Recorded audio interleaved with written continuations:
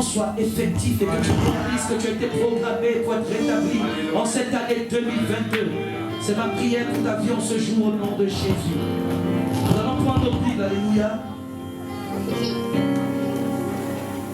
Esdras, de l'Ancien Testament. Et nous allons lire rapidement.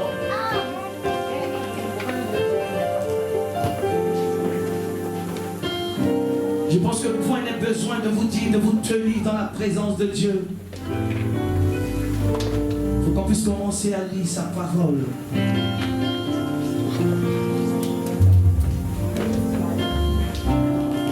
Alléluia.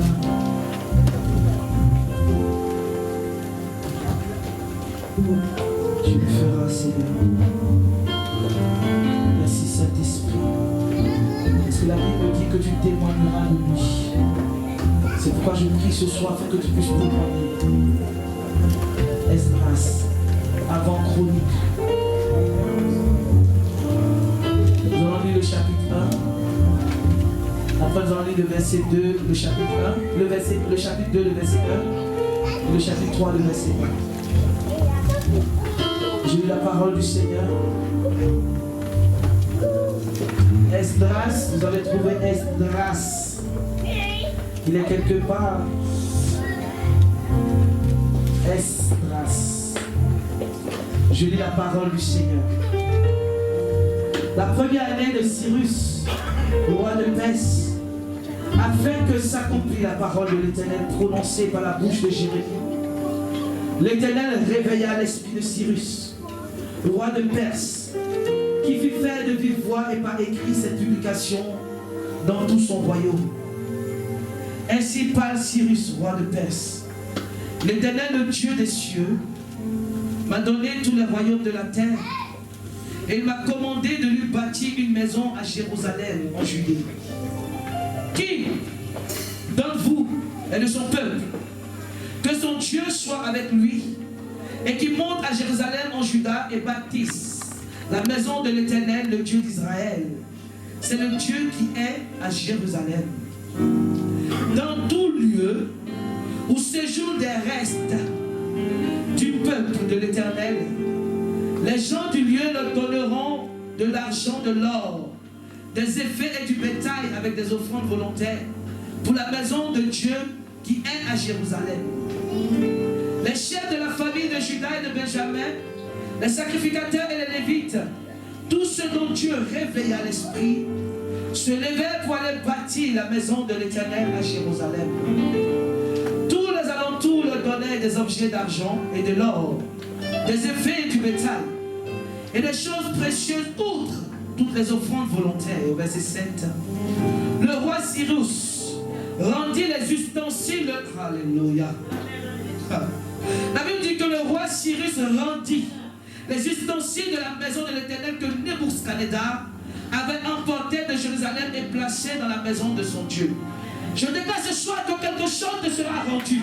Je ne sais pas ce qui t'a été volé, mais la Bible dit que lorsque Nebuchadnezzar a volé les choses dans la maison de l'Éternel, lorsque l'Éternel révèle l'esprit de Cyrus, il y a eu quelque chose qui s'est passé. On leur rendu ces choses. Ceux qui t'ont volé n'ont pas pu utiliser parce que ça ne les appartenait pas. Je te dis ce soir, ce qui t'a été volé, que t'es restitué en cette heure. Crois-moi si tu veux. Alléluia. Alléluia. La maison de l'Éternel que Nebuchadnezzar avait emportée de Jérusalem est placée dans la maison de son Dieu. Cyrus, roi de Perse, les fit sortir par Miredad, le trésorier qu'il a remis à Shebassa, prince de Juda. En voici le nombre, 30 bassins d'or. Hey, hey, hey. L'or va te localiser. 30 bassins d'or, 1000 bassins d'argent. Oh, tu ne seras pas étranger à la richesse au nom de Jésus. 29 couteaux. Tu seras prêt pour le combat. Quelque chose va se passer dans ta destinée. Alléluia. 30 coupes d'or, 410 coupes d'argent de second ordre. 1000 autres ustensiles. Tous les objets, mais on ne te parle que de l'or. On te parle que de l'or. On te parle que de l'or. On te parle que de l'or. Tous les objets d'or et d'argent étaient au nombre de 5400. Shebassa emporta le tout de Babylone à Jérusalem au retour de la captivité. Alléluia. Alléluia. Si tu peux t'asseoir dans la présence de Dieu, je vais lire le reste. Du retour de la captivité. Au chapitre 2, je lis le verset 1. Et le verset 59 à 63. Voici ceux de la province qui revinrent de l'exil, ceux que Nebuchadnezzar roi de Babylone, avait emmené captif à Babylone et qui retournait à Jérusalem et en Juda, chacun dans sa Bible. Au verset 59, quand tu lis tout le chapitre 2, on te montre le dénombrement des personnes qui ont quitté la captivité pour rentrer à Jérusalem. Au verset 59, on dit quelque chose qui m'a intrigué. Je veux juste que votre esprit soit éveillé à cela.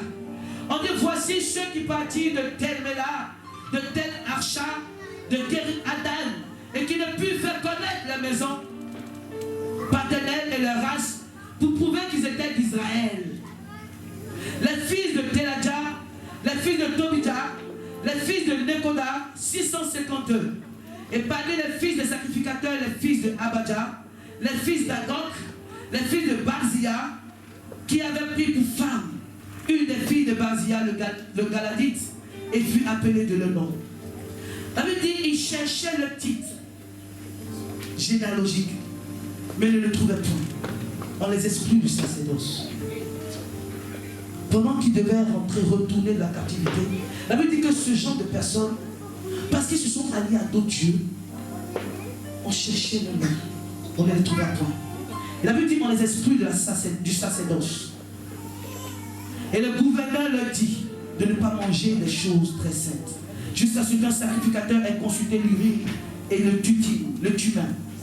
Vous savez, nous sommes appelés à manger des choses saintes. Mais lorsque tu as connu, tu as côtoyé le péché, cela ne dépend plus de Dieu, tu ne peux plus manger les choses saintes jusqu'à ce que tu sois rétabli. Mais la Bible me dit que la parole de Dieu nous dit qu'en cette année 2022, nous sommes rétablis. Ce qui veut dire que tu es destiné à manger les choses saintes parce qu'on va retrouver ton identité. Alléluia. J'aime la parole du Seigneur. Et le dernier verset, c'est le chapitre 3. Le 6e mois arriva. Et les enfants d'Israël étaient dans la ville.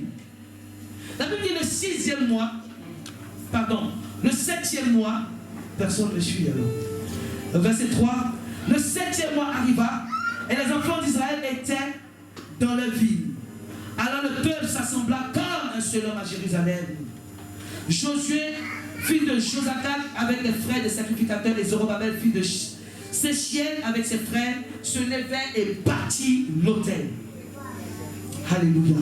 Du Dieu d'Israël pour y offrir des holocaustes, selon ce qui était écrit dans la loi de Moïse, homme de Dieu. Et je termine au verset 3, il rétablit l'autel sur ses fondements. Quoi qu'ils eussent à craindre le peuple du pays. Et ils offraient les holocaustes à l'Éternel, les holocaustes du matin et du soir. Alléluia. Est-ce que tu peux acclamer la parole du Seigneur? Alléluia. Vous savez, on a lu un passage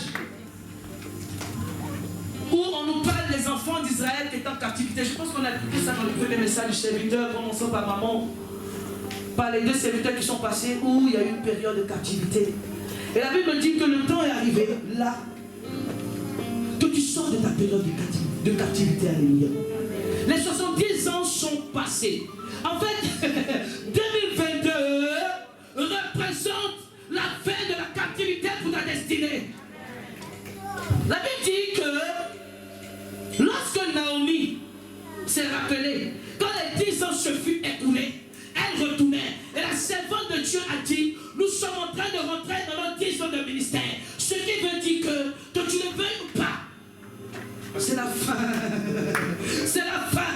C'est la fin de ta captivité, ami de l'Éternel. C'est la fin. C'est la fin de ta captivité. Mais vous savez, j'ai demandé au Seigneur, mais c'est quoi en fait le rétablissement? Parce que l'année dernière, c'était l'année du rafraîchissement. Mais le Seigneur n'est pas un Dieu d'inachèvement. C'est-à-dire, il a rafraîchi, il doit rétablir. Mais c'est quoi le rétablissement?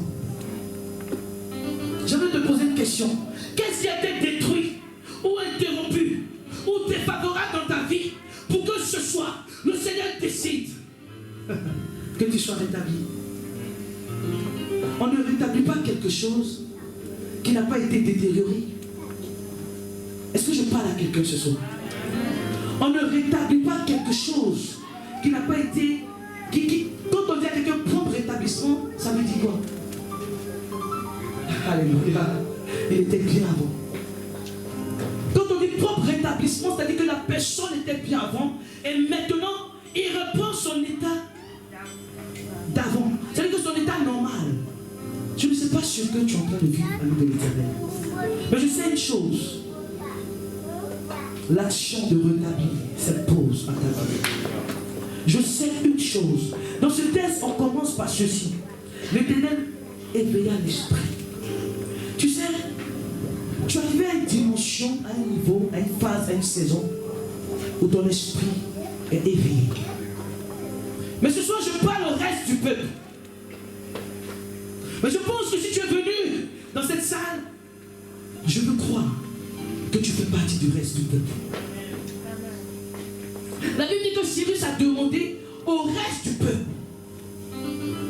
Et ce qui s'est passé quand j'ai commencé à analyser, maman, je me suis dit des personnes qui ont fait 70 ans en captivité.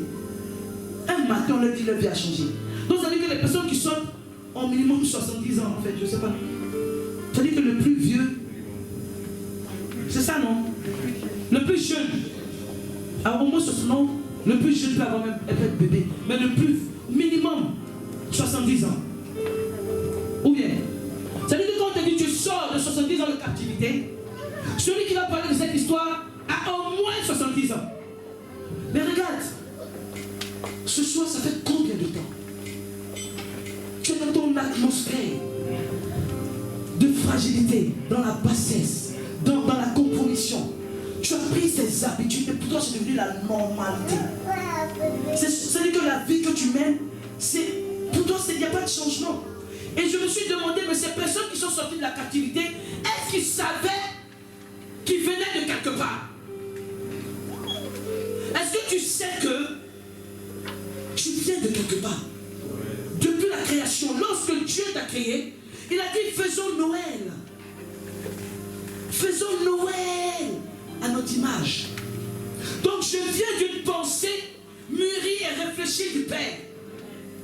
Mais lorsque les circonstances, certainement par mon péché, ou les circonstances de la vie sont arrivées, nous avons connu une période de captivité. Mais 2022, c'est fini. C'est le temps fixé qui est arrivé. C'est le temps fixé ce qui est arrivé. Et il nous dit, après 70 ans de captivité à Babylone, je me souviendrai de vous. Et j'accomplirai à votre égard ma bonne parole. Je veux dire à quelqu'un ce soir, j'ai envie juste de prononcer des paroles sur ta vie. Comme on dit chez nous, de bonne année. Mais je veux dire que le Seigneur s'est souvenu de toi. Femme, le Seigneur s'est souvenu de toi. Homme, le Seigneur s'est souvenu de toi. Le temps fixé, la chose est arrivée. Tu ne peux pas imaginer, ami de l'Éternel. Je me demande si ces personnes qui ont gardé ces habitudes, c'était choquant pour eux de prendre leurs affaires pour partir. Tu sais, quand le Seigneur te réveille, tu es tellement dans les trucs, dans la normalité que tu n'as même pas envie de quitter cet environnement. Mais le Seigneur te dit, il ne veut plus te voir à ce niveau. Je veux parler à quelqu'un ce soir qui a une vie de prière, de simplicité, ou qui ne sait même pas comment rentrer dans la présence de Dieu. Le Seigneur te veut à un niveau avec l'Éternel. Pour pouvoir comprendre cela, il y a une première chose que tu dois faire. La première clé, je vais ne donner que 3 clés. Donc vous n'avez pas besoin de grand tour sur les clés. Alléluia. Je suis venu ce soir t'informer. Je suis venu t'informer ce soir que le changement dans ta vie est réel. Et comme dit maman, mon sous-thème, non, c'est rétabli pour rétablir. Mon sous-thème, c'est rétabli pour rétablir. Parce que la Bible dit que lorsque ils sont sortis de la captivité, ils avaient un objectif. Aller rétablir le temple de l'Éternel. Donc, ce soir, tu vas être rétabli pour rétablir.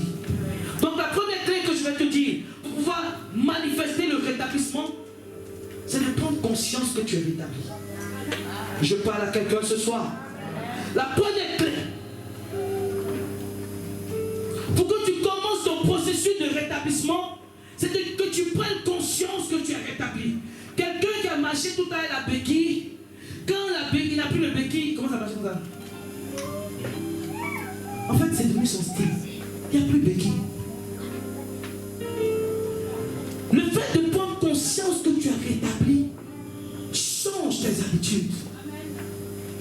Je prie ce soir que le Saint-Esprit te donne d'accepter ta nouvelle identité. Je prie ce soir que là où les démons, le monde des ténèbres, s'étaient installés devant ta porte, je t'informe ce soir que Jésus-Christ en ce moment est en train de frapper à la porte. Jésus-Christ est en train de frapper à la porte. Et si tu entends ce message, tu ouvres la porte. Il y a un changement qui s'opère. Que tu sois rétabli. Et la Bible dit que le reste du peuple, quel que soit l'endroit où ils étaient, quelqu'un a envie de me dire, tu sais, maman Noël, j'entends bien ce que tu dis, mais moi je suis déjà dans une souffrance. Je suis déjà dans une séparation, dans un divorce. Je suis déjà dans une faillite. Mais la Bible dit que, quel que soit l'endroit où le reste était, ils se sont levés. C'est pourquoi je veux parler à quelqu'un, quelle que soit la prison, quelle que soit la maladie que tu portes, quelle que soit la stérilité que tu portes, quel que soit l'handicap que tu n'as pas de choix que de rentrer dans la saison. Non, il n'y a pas. Ces éléments-là sont minimes. Ces éléments que tu vis, ça n'affecte pas le Seigneur dans sa décision de te rétablir. Alléluia.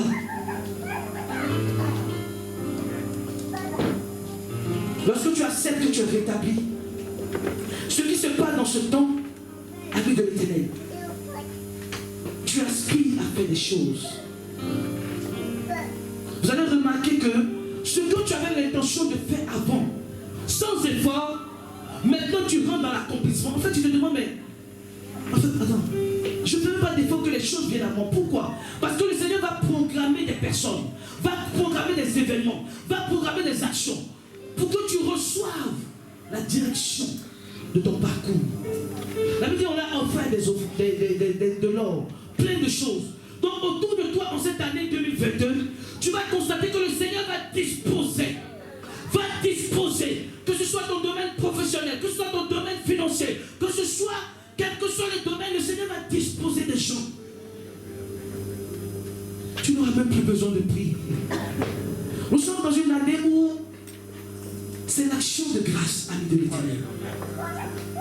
Et lorsque tu es dans ce temps de rétablissement où tu acceptes que tu es rétabli, il y a une pensée qui monte pour toi, c'est la pensée de l'autre. C'est-à-dire que tu ne penses même plus au programme que tu faisais avant. Non, je n'ai pas le temps. Non, parce que ma femme. Non, c'est que tu trouves le temps dans ton temps pour prendre soin des autres. Lorsque tu rentres dans ce temps de réveil, le Seigneur te donne ce cœur-là. Alléluia. Et lorsque tu prends conscience, ami de l'Éternel, que tu es rétabli, il y a une chose qui se passe. Les choses deviennent visibles. On ne dira pas Dieu fera. On t'appellera par ce que tu es. Je vais répéter cette phrase à quelqu'un. On n'est plus dans la dimension que Dieu fera.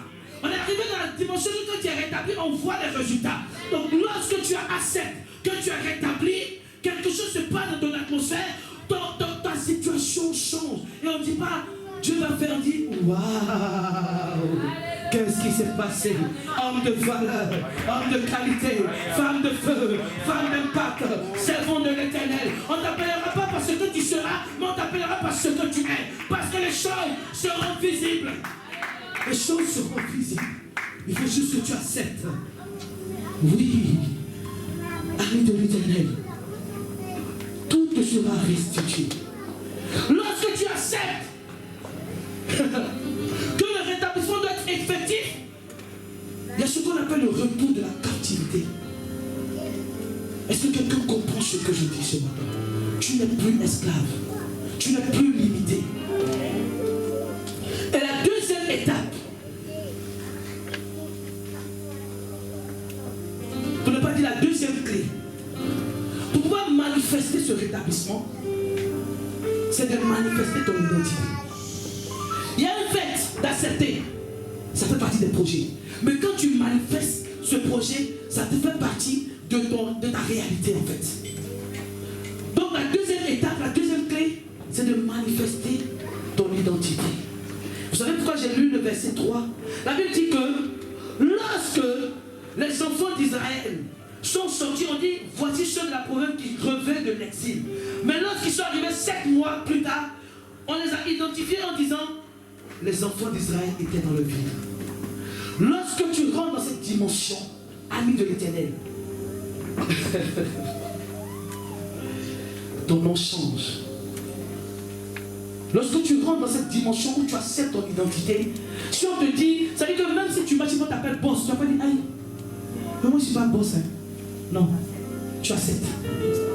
Même si tu ne vois pas, tu acceptes. Naomi, quand elle est rentrée, elle a dit, oh, je m'appelle Mara. Elle n'avait pas accepté. Mais ce qu'elle n'avait pas compris, c'est qu'elle est rentrée. Il y a un événement qui se passe. Lorsque tu rentres, c'est suivi d'un changement d'identité.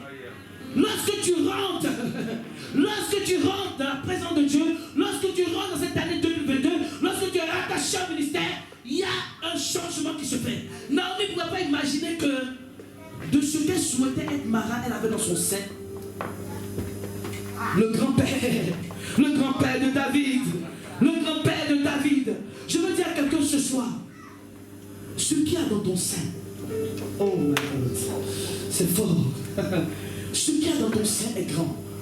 Mais il faudra que tu acceptes.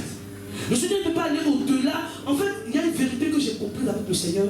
Il se manifeste à la dimension à laquelle tu le connais. Je me répète.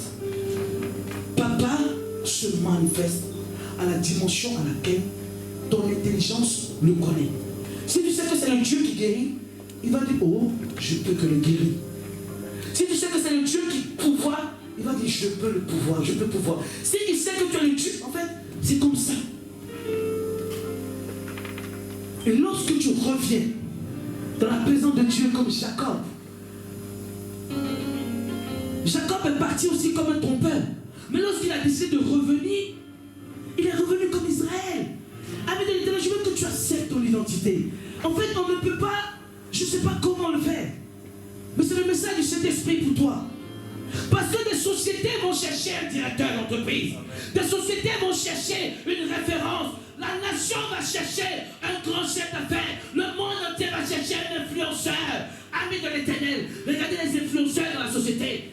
Même les entreprises vont chercher pour qu'ils portent le marque. Tu vas représenter la gloire de Dieu en cette année 2022. Oui.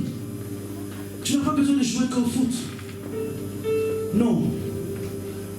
C'est pourquoi ma prière pour toi ce soir. La Bible dit ceci. Ce soir, on ne te nommera plus délaissé. Je dis à quelqu'un, parce que tu as accepté que ton identité a changé, parce que tu as accepté que ton identité a changé, ce soir, on ne te nommera plus délaissé. On ne nommera plus ta tête désolation. Et l'on t'appellera mon plaisir en elle. Et l'on appellera ta tête épouse. Parce que tu appartiens à quelqu'un. Parce que tu appartiens au roi des rois. Lorsque on a regardé Ruth, on ne pouvait pas imaginer qu'elle allait épouser Boaz et qu'elle allait être la grand-mère de David. Les sommes de David que tu es en train de lire, c'est parce que Moabite a décidé de suivre l'alliance et de rentrer dans la présence de Dieu. Je veux dire à quelqu'un, si tu acceptes ton identité, si tu acceptes ton identité et que tu commences à manifester cette identité, tu feras sortir des princes et des rois de ton sein. Tu vas impacter ta génération. Tu vas impacter ton atmosphère. Tout simplement parce que tu es dans le temps de réveil. Et la dernière, la troisième clé.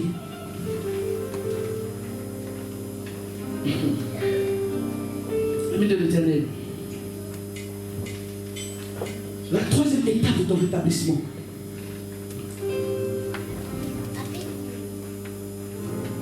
C'est la soif qui t'anime. C'est la soif qui t'anime de rétablir le temple de l'autel de l'Éternel. Lorsque tu rentres dans la dimension de réveil et que tu acceptes ton identité, tu acceptes le changement, la troisième clé, c'est la soif. En fait, ce n'est pas possible que tu ne penses pas rétablir l'autel de l'Éternel. La Bible dit que lorsqu'ils sont rentrés dans la ville, il y avait un objectif, c'était de rétablir l'autel de l'Éternel. Mais que représente le temple de Dieu? Où est-ce que nous allons aller véritablement? On a fait les cotisations, ça ne suffit pas, c'est où? Où est ce temple? De quel temple il s'agit aujourd'hui?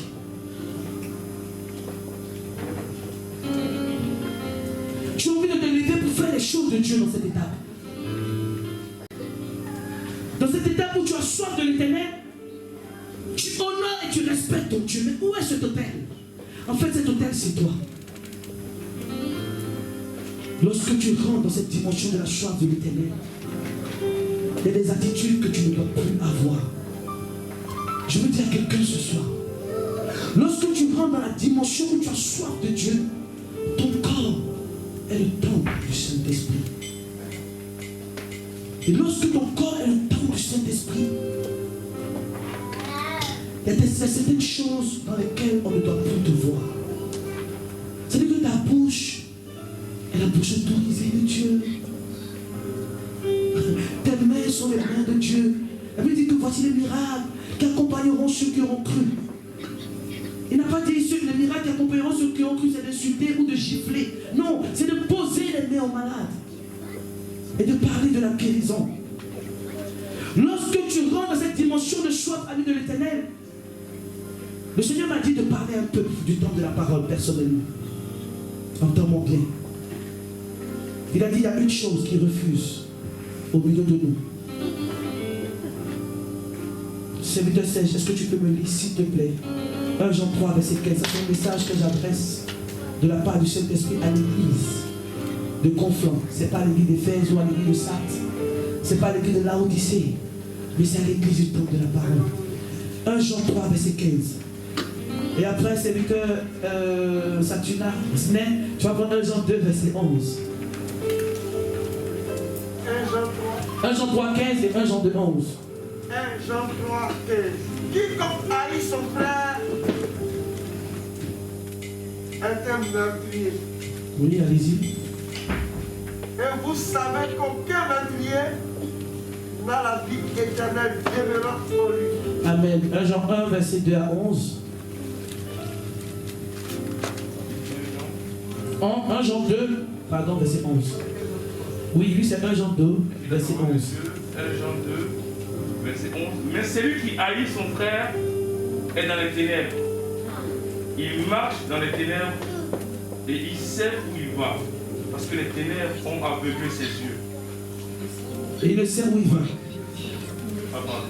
Le Saint-Esprit m'a dit, merci papa. Papa Jean-Pierre, je vais lire après Matthieu 22, verset 36 à 39. Le Saint-Esprit m'a dit de te dire ceci. Oui, c'est le message du Saint-Esprit que je mets sur la table de ton cœur. Le Saint-Esprit m'a dit tout à l'heure, papa, qu'il veut t'emmener à une dimension, mais tu vis dans les ténèbres. Il parle du peuple du temple de la parole. Je veux m'adresser au peuple du temple de la parole. Message du Seigneur. Tu vis dans ce ministère et tu es ton frère. Tu vis dans ce ministère. Tu es meurtrier. C'est la Bible qui le dit. On peut prêcher. On peut prêcher. On peut parler. On peut enseigner. Mais lorsque les ténèbres ont envahi le ministère de la miséricorde, peut-être que c'est ce qui se passe en ce moment. Mais le Saint-Esprit dit de te dire de libérer ton frère. Le Saint-Esprit me dit de te dire, lorsque Jésus-Christ est venu dans le temple, il a vu les vendeurs de je ne sais pas quoi. Il a pris un bâton. Et il a chicoté ces personnes qui faisaient du n'importe quoi dans le temple. Nous allons arriver dans une dimension au temple de la parole que le Saint-Esprit, s'il veut assainir son peuple, tu seras frappé par le Seigneur. Parce que le Seigneur veut assainir son assemblée. Cela ne dépendra pas de toi, de tes enfantillages. Cela dépendra de la gloire de Dieu qui doit être manifestée. Marie, lorsqu'elle a péché, elle a bloqué le peuple de Dieu. Mais nous sommes dans une 10e année où le peuple de Dieu ne sera plus bloqué à cause de la haine qui envahit ton cœur. Il a dit de parler au peuple du temple de la parole. Je ne connais pas ton histoire. Peut-être que je connais ton histoire. Mais le Saint-Esprit me dit de te dire. Et si tu dis que c'est de toi qu'il s'agit, c'est que c'est de toi qu'il s'agit. Parce que la parole de Dieu sort pour parler à un cœur. Parce que si je parle que ce n'est pas de toi qu'il s'agit, c'est que ce n'est pas la parole de Dieu. Tu es dans ton foyer. Tu es ton prochain. Tu viens à l'église. Tu es ta soeur. Tu vas au travail. Tu es ta soeur. Tu es meurtrier, ami de l'Éternel. Mais le Seigneur m'a dit quelque chose. Quand il dit ce qui ne va pas, il dit comment on fait pour que la chose aille. Est-ce que papa, tu peux me lire cela? Matthieu 22, verset 36 à 39.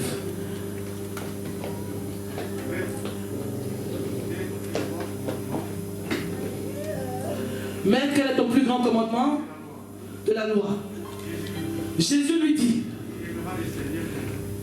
quel est ton plus grand commandement? Jésus lui dit, tu aimeras le Seigneur ton Dieu de tout ton cœur, de toute ton âme. Point. D'abord, le plus grand commandement, c'est d'aimer le Seigneur ton Dieu de tout ton cœur. Mais quand tu regardes la portion de ton cœur, analyse. Quand tu regardes la portion de ta pensée, analyse. Quand tu regardes l'état de ton âme, analyse, papa, vas-y. Le premier.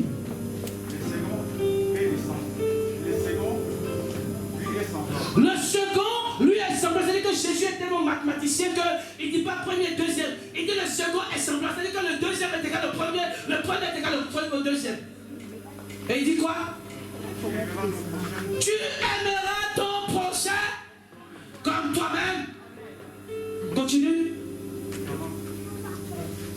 Oui, il y a une partie.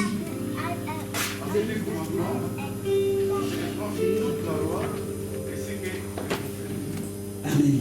Tu aimeras. Je me dis, si tu ne m'aimes pas, c'est que tu ne t'aimes pas. C'est la Bible qui me dit, maman. Tu aimeras ton prochain comme toi-même. Ça, tu l'as, si tu ne m'aimes pas, c'est que tu ne t'aimes pas. Papa Jean-Pierre, si tu ne m'aimes pas, c'est que tu ne t'aimes pas. Je ne peux pas te dire que tu t'aimes et que tu ne m'aimes pas. Le Seigneur veut t'emmener à une autre dimension. Mais il a montré ce qui est la tâche. Donc il a dit à l'église des faits de saints, oui, je connais tes œuvres, tu te fais passer pour vivant. Oui, mais je te reproche une chose. Le dernier ne dit pas que la magie du temps de la parole est défectueuse, mais il dit la chose qu'il nous reproche. C'est ce cafouillage. C'est la parole du Seigneur. Je n'ai rien à rajouter, rien à retrancher. Mais je veux dire à quelqu'un que quand tu es face à une situation de meurtre, quand tu es face à une situation où la haine veut s'emparer de toi, tu dois dire, je ne peux pas me le permettre. C'est-à-dire que j'ai toutes les raisons.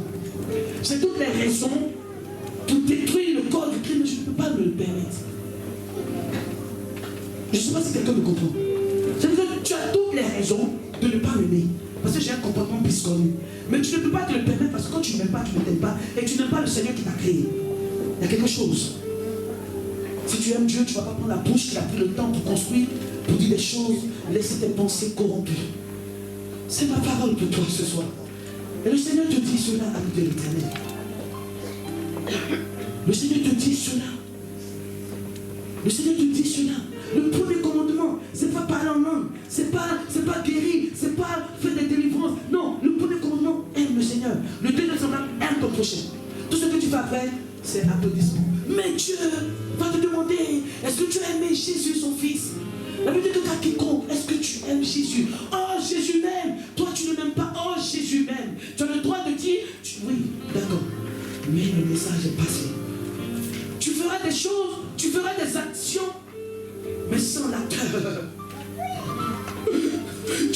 Tu vas passer ton temps à prier, jeûner, mais sans la personne concernée. C'est comme les gens qui fêtent la fête de Noël sans présenter Jésus le jour de Noël. Mais le Seigneur t'aime. Il veut te rétablir, il veut juste que tu rentres dans cette dimension. Alléluia. Il m'a dit une chose pour le temps de la parole. D'abord, j'ai expérimenté quelque chose ce week-end, j'en parlais à ma soeur. Quand tu arrives à une certaine sensibilité avec le Seigneur, j'étais parti acheter de la viande dans une boucherie et j'avais porté mon manteau et il faisait froid. Et il y a un monsieur qui était à côté, il a dit, j'étais là, j'ai dit j'ai froid. Et le monsieur me dit, ah vous avez froid? J'ai dit oui. Il dit mais fermez votre manteau. Il dit, papa Célestine, il ne peut pas, ça n'arrive pas à fermer. Et puis quand il sortait, il dit, ah, sinon moi il peut te réchauffer. Hein. il n'y a pas de chauffage chez moi, mais il peut te réchauffer. Il a souri. Il est parti. Quand je suis sorti, que je suis rentré dans ma voiture, le Saint-Esprit m'a dit, tu ne m'as pas honoré. Je dis, pardon. Il dit, quelqu'un te dit qu'il peut te réchauffer. Tu ne sais pas que moi j'ai la capacité de prendre soin de toi. Tu laisses cette personne partir avec le fait que, en fait, tu as été légère. J'ai dit, ah, c'est ce que Emmanuel vit là. Le secret Emmanuel là. Les deux banales là. Le Saint-Esprit parle aussi dedans. Je vous dis la vérité. Il m'a dit, tu as été légère. Et il m'a dit une deuxième chose pour le temps de la parole. Le Saint-Esprit a dit, oui, qu'il est découragé de ce qu'on fait quand le culte finit. Vous savez pourquoi? Quand le culte va finir, vous voyez, il y a une onction, la gloire, la présence de Dieu. Mais dès que le culte va finir, on va dire Amen. Oui, on va ranger les chaises. Mais dans cette même salle, la gloire de Dieu nous attend. Mais on voit des groupes, des personnes en train de critiquer ici, des personnes en train de se moquer là. Là où l'onction de Dieu est descendue, des personnes derrière en train de faire du n'importe quoi dans cette salle. C'est pour ça que quand on sort de ce lieu, on ne va pas avec la présence de Dieu. On ne va pas avec des délivrances réelles. Parce que le Saint-Esprit, il a commencé avec la gloire, mais il ressort avec des commérages. C'est ce que le Saint-Esprit m'a dit. Quand le culte finit, on peut ranger les chaises, mais il y a encore la gloire. Dieu s'étonne que le culte finit, la servante Noël qui était sous l'onction, qui était là, va commencer à courir derrière les enfants, va commencer à faire du n'importe quoi. Il s'étonne, il dit, mais qu'est-ce qui s'est passé? Il s'étonne que le frère Saint-Gémon, on a assis, puis commence à ricaner, puis on commence à faire les plaisanteries. La Bible dit que les plaisanteries ne pas au ciel. Dieu s'étonne. Dieu s'étonne qu'après le culte, la soeur Natacha et la soeur Marie-Louise seront assis dans le coin en train de régler le problème. Dieu s'étonne. Qu'est-ce qui se passe, les femmes? Dieu s'étonne. Dieu s'étonne que quand le culte finit, tu regardes ta soeur et tu passes à côté, tu ne la salues pas. Dieu s'étonne. Reste à la maison. Reste à la maison. Tu ne peux pas y arriver parce que tu es né de la chair. Pour pouvoir rentrer dans ton temps de rétablissement, il y a un appel qui a été lancé. La Bible dit que quand tu es de la chair, quand tu es né de la chair, tu accomplis les choses de la chair. Nicodème a dit, Seigneur, donc tu veux dire qu'on peut rentrer dans le ventre de notre mère? Non. Il a dit que quand tu es né de la chair, tu accomplis les choses de la chair. Je t'informe que tout ce que tu fais, c'est parce que tu es encore né de la chair. En fait, tu ne peux pas faire les choses de l'esprit parce que tu es né de la chair. Tu es né le 17 décembre 1978 à la maternité quelque part de la chair. Donc tu accomplis les choses de la chair. Mais la nouvelle naissance, lorsque tu nais de l'esprit, tu agis par les choses de l'esprit. Et c'est le même esprit. Regarde comment tu vas, maman. Tu sais que je t'aime beaucoup. Je t'aime beaucoup. Quand tu es cette femme, elle m'a honoré. Tous les jours, tu peux pas savoir. Même quand tu me cries dessus, tu me dors. Parce que tu me donnes d'être la meilleure version de moi-même. Quand tu es né de l'esprit, pour clôturer, je vous dis un message à quelqu'un qui a soif de ce qu'on voit, tout ce qu'on vient de dire. Si tu veux réaliser tout ça, et que tous les messages qui vont sortir au temps de la parole puissent impacter ta vie, il y a une chose à faire. Viens naître de l'esprit. Le même esprit qui a conçu Marie, le même esprit qui a enveloppé Marie, et que Jésus est sorti. Ce même esprit peut t'engendrer pour être une puissance dans cette génération. Tout ce que tu fais, c'est parce que tu es de la chair, c'est pas une insulte, c'est la Bible qui le dit. Mais lorsque tu nais d'eau et d'esprit, tu agis selon les choses de l'esprit. Quand tu dis je ne peux pas pardonner, tu es de la chair. Quand tu dis je ne peux pas aimer, tu es de la chair. Quand tu insultes les gens, tu es de la chair. Quand tu fais, tu es de la chair. Quand tu fais, tu es de la chair. Mais quand tu es d'eau et d'esprit, il y a des choses. Oh. Est-ce qu'on peut acclamer Jésus et te prier de dans sa présence? Est-ce que tu peux te tenir debout dans la présence de ton papa ce soir? Est-ce que tu peux te tenir debout dans la présence de... C'est pourquoi les gens qui sont nés de la chair, quand on leur demande de louer, ils ne font pas. C'est pas de votre faute. C'est pas une injure. Quand tu es de l'esprit, tu es de l'esprit, tu fais les choses de l'esprit. C'est tout. On te comprend. Moi, je te comprends. Depuis hier, quand j'ai fait ce message, je te comprends. Tout ce que tu fais, on te poursuivre, il faut te repentir. Ton corps est le temps du Saint-Esprit et tu ne peux pas te permettre. Pendant ça, tu ne peux pas te permettre. Parce que regarde la gloire, la bouche que tu as pris pour emmener le peuple dans une dimension. Tu ne peux pas te permettre de prendre cette même bouche pour faire des choses qui sont inconclues. Tu ne peux pas te permettre de prendre la main de la puissance où peut-être tu vas me poser la main. Tu ne peux pas prendre cette main pour mettre des films porno. Tu ne peux pas prendre cette main pour te masturber. Tu ne peux pas prendre cette main pour faire des choses qui sont... Non, c'est le temps.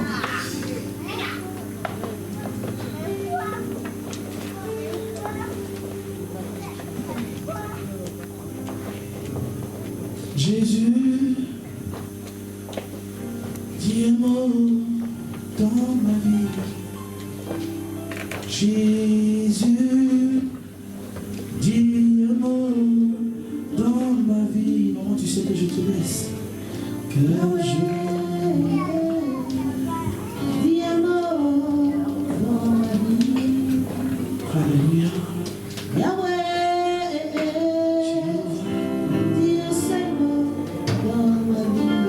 Seigneur, ce soir.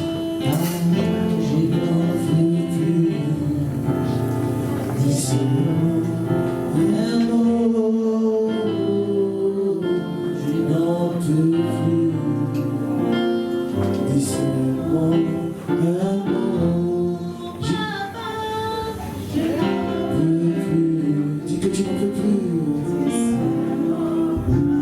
De laisser les ténèbres envahir ta vie, dis que tu n'en peux plus. Je n'en veux. Ne laisse pas autrui gâcher ta destinée. Je n'en veux. Dis que tu n'en peux plus d'utiliser la bouche de Dieu pour faire des choses qui glorifient le diable. Tu n'en peux plus d'utiliser les yeux de Dieu pour satisfaire l'ennemi. D'utiliser ton temps pour t'éloigner de la présence de Dieu.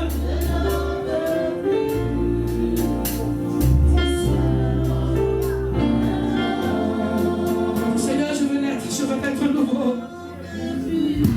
Dis Seigneur, c'est aujourd'hui. La Bible dit, soyez en paix si cela dépend de vous. Tu peux aller demander pardon à quelqu'un qui ne veut pas, mais tu as fait le pas. Parce qu'il y a des personnes qui refusent de pardonner, mais doivent faire le pas.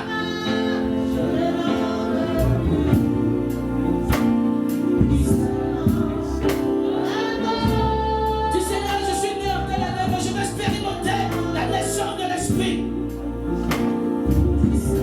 Ce même Esprit qui a conçu Jésus, que je sois conçu par le Saint-Esprit en cette année.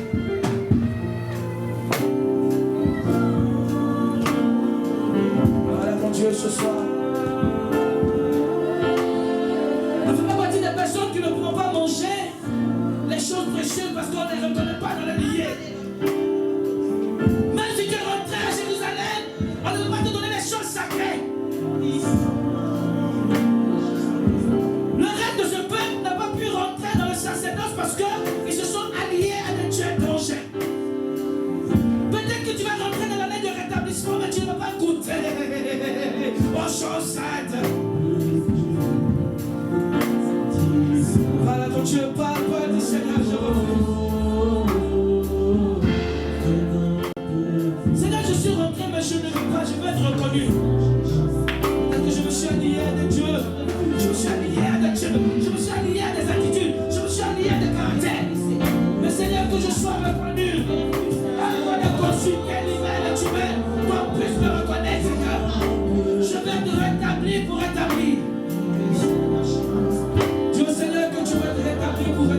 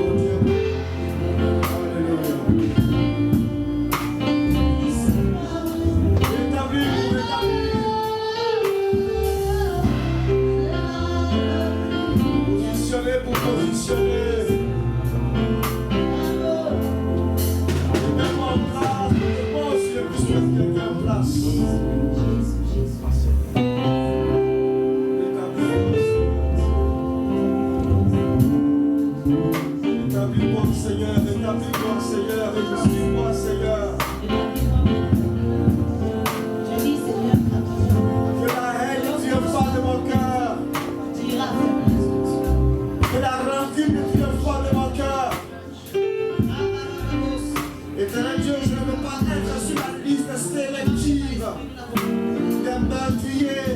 Oh Dieu, que ton amour m'impacte. Que ton amour m'impacte. Afin que moi aussi je puisse impacter. Établir pour établir. Oh éternel Dieu. La condamnation disqualifiée. La raquette m'a mis en captivité.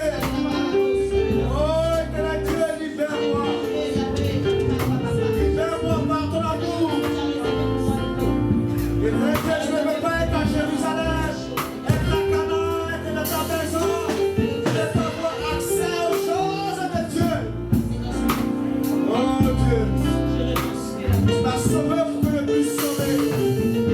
Tu m'as sauvé pour que je puisse sauver. Tu m'as rétabli pour que je puisse rétablir. Donne-moi d'aller dans cette dimension, Seigneur. Oh Dieu. Aie pitié de moi, aie pitié de moi, Seigneur. Aie pitié de moi. L'amertume a pris le dessus sur moi. Oh Dieu, aide-moi. Donne-moi de marcher par l'esprit. Oh Dieu, c'est lourd, ça pèse à moi. Rancune, haine, méchanceté, jalousie inutile. Oh Dieu, donne-moi d'aller. Allège-moi avec ton amour, oh Dieu. Oh Dieu, allège-moi.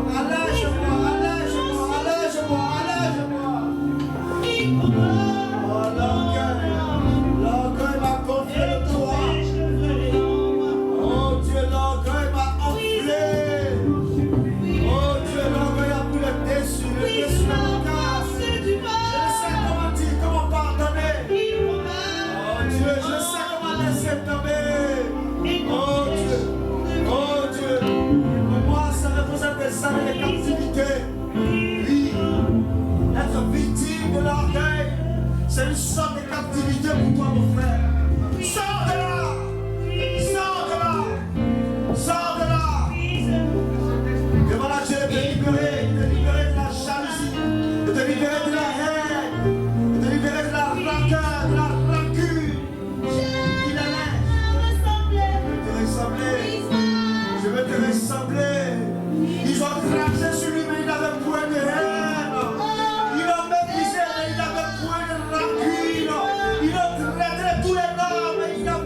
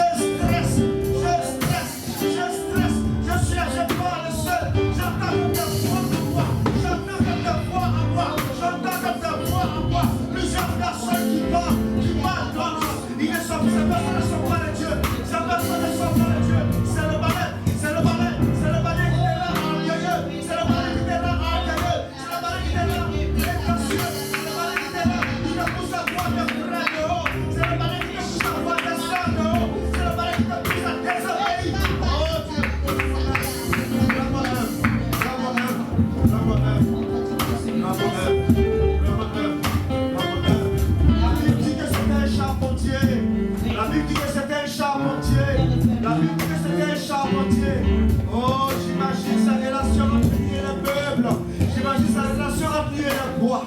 Y a-t-il un bois de belles noms? Y a-t-il un bois de belles noms? Le bois pour la forme que le charpentier lui donne. Sois comme un bois dans la main du charpentier. Sois comme un bois dans la main du charpentier.